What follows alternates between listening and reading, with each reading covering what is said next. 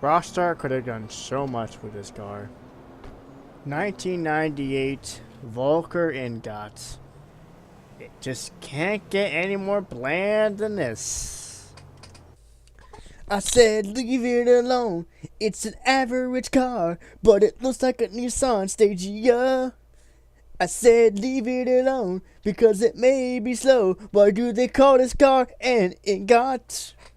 For the most part of this review, I shall be doing most of my filming in the towns of Grapeseed and Harmony, because that is primarily where the car spawns the most in-game.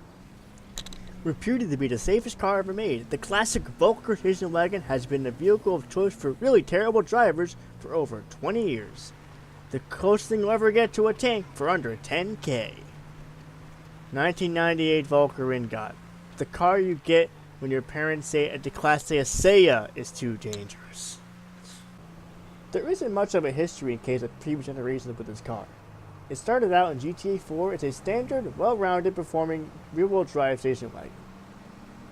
Here's why I said Rockstar could have done so much better with the Ingot. First of all, the biggest change was for some ungodly reason they swapped the drivetrain from rear-wheel drive to front-wheel drive. Another thing that disappointed me was that in GTA 4 there was a custom version of the Ingot driven by the Russian mob, only known as the Ingot VD90R, or the Ingot R-Type. Thankfully, some clever modders have brought back all the extras of the Russian mob Ingot, plus some extra. However, the mod did not change the drivetrain of the Ingot, and no, this is not for online.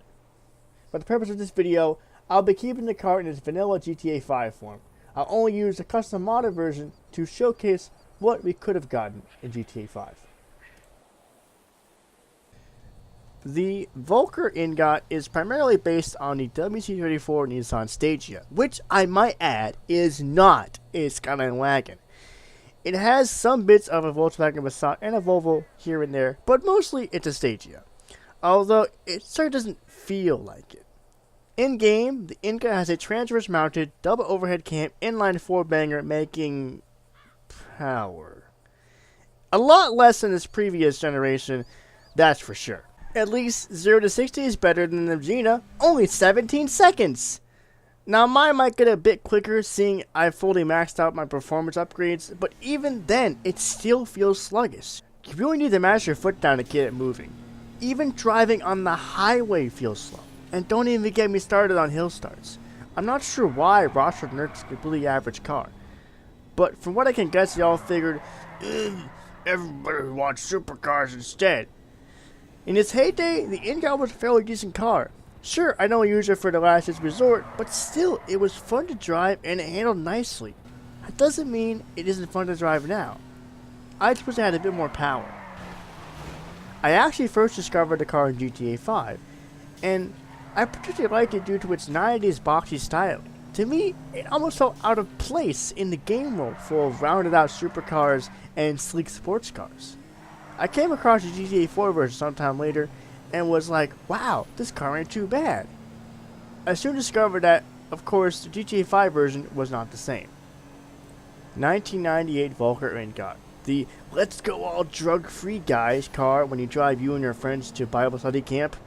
Only to find 1 year later, those friends became addicted to heroin and meth, and that one friend that you never drink and drive, end up crashing your car under the influence. 1998 Vulcar Ingot.